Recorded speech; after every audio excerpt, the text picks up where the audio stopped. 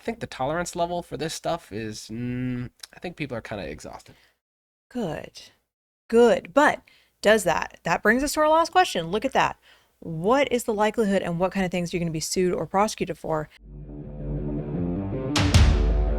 We are the Arms Attorneys. We're here today talking about the increasingly aggressive and violent protesters out there right now. If you can't see me, there are big old sarcastic air quotes around that word, but it's the best one I've got for the moment. Stick around. We're going to talk about how the fact that they're all covering their faces could play into your self-defense case. What do you do if the police are even there and won't help you? And finally, what kind of things are you going to get sued and prosecuted for potentially if you have to use that self-defense? But before we get started, show your support for the Second Amendment by hitting the like button. And I think we should just start with a clip here. We got a couple of clips for you. These are interesting kind of, is this Summer of Love 2.0 stuff. We learned a lot of lessons from that, but let's just start with this first clip from the University of Washington. A few people temporarily occupied that building, and the university says that they created a dangerous environment in the area, and law enforcement responded.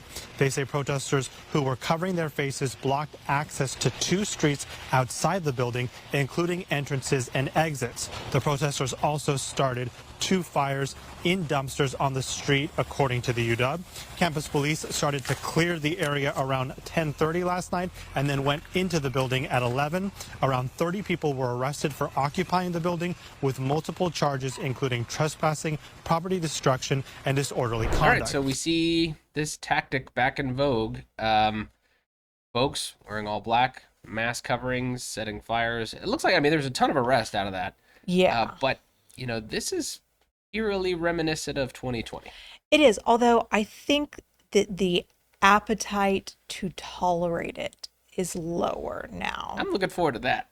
I know, right? A little, gosh, you ever watch those like body cam YouTube channels and like you're just like watching someone try to be criminal trespassed and the police are like just so politely being like, you gotta go. And you just know that person's gonna get their face smashed into the pavement at some point. Yeah. And like we're criminal defense attorneys. We're not generally pro face smashing, but like you still like they just so deserve it. And by the end of the video, you're like, yeah.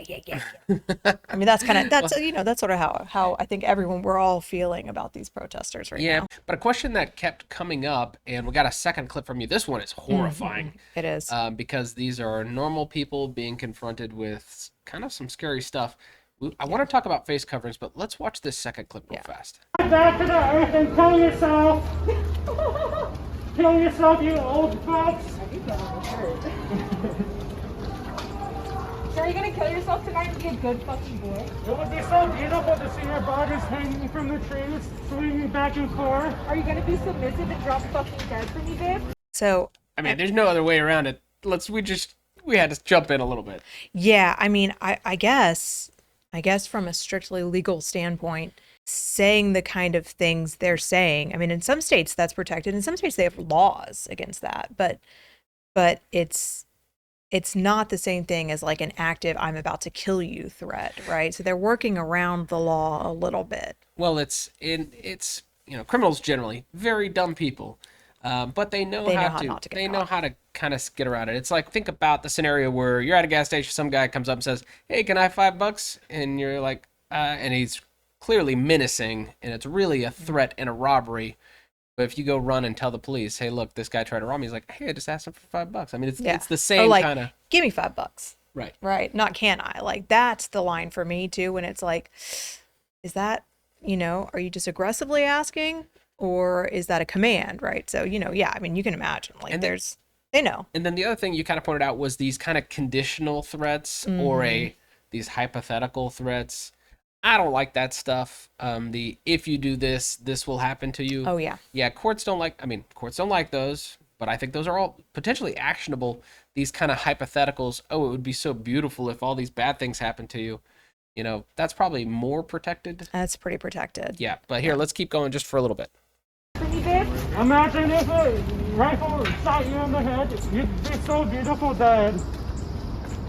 Let's go, I man. bet your old ass blood is beautiful on the concrete.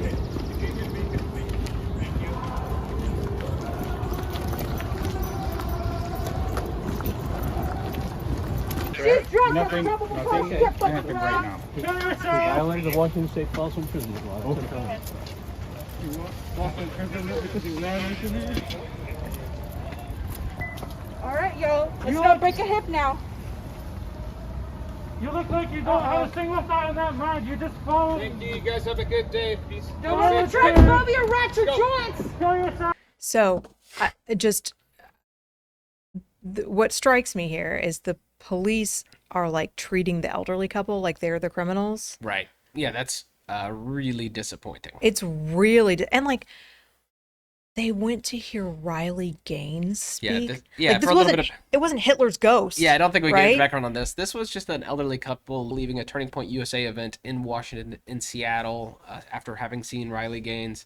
And so you see, I mean, they get menaced all the way out to their car. Yeah. With the police looking on the entire time. And again, like, you would expect, even if the police are like, look, we're not going to act on this, you'd expect they'd be like, cut it out, guys, and like cordial with the elderly couple, but that's kind of not the way it's playing out, which is very, very disappointing. So, I mean, should we that brings us, I think, to our question, which is, when the police aren't helping you, what happens? Yeah, and I do want to get to the, well, obviously you got to defend yourself. Let's start with that, right? Yeah. When the police aren't there helping, and you would have a right to defend yourself, I mean, your right doesn't go away just because the police aren't acting.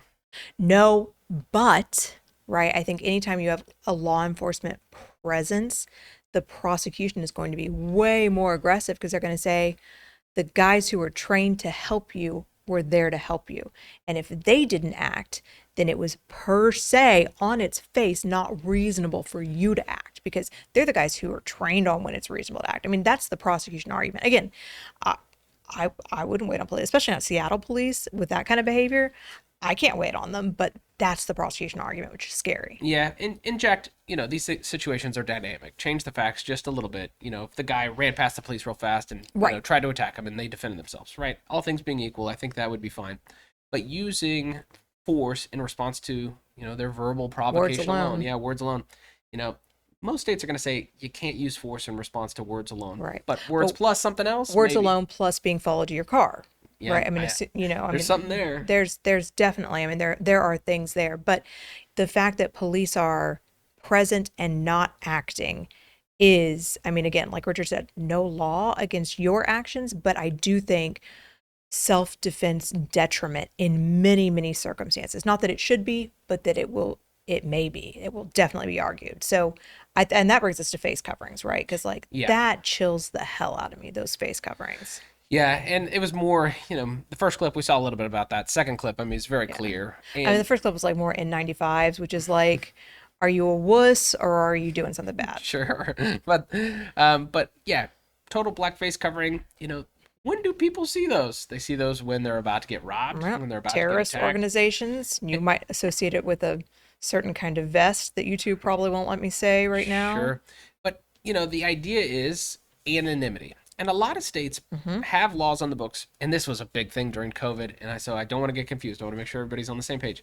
If you wear a face covering with the intent to go commit a crime, well, guess what? That might be criminal. I think a handful of states have that on the books.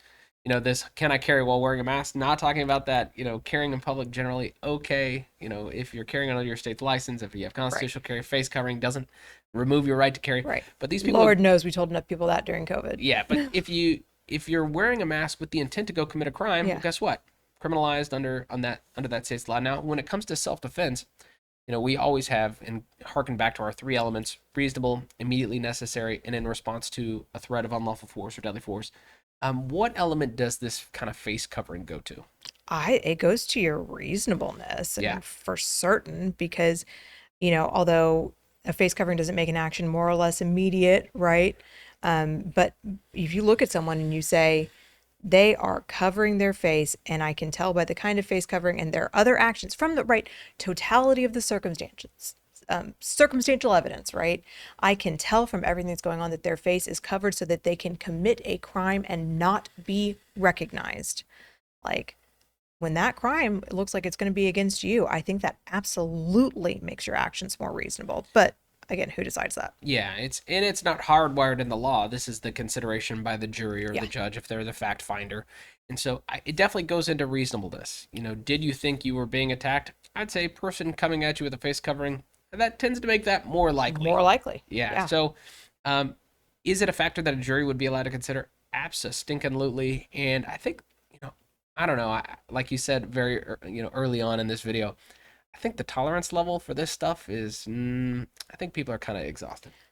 Good. But that brings us to our last question. Look at that. What is the likelihood and what kind of things are you going to be sued or prosecuted for? And I mean, at the end of the day, this is still going to be highly politicized. Yep. And where you live and what political leanings control your city or your county is going to dictate 100% what's going to happen to you, because this is still, right, tolerance be damned, right? Because I don't think we're going to tolerate this as much in more normal places.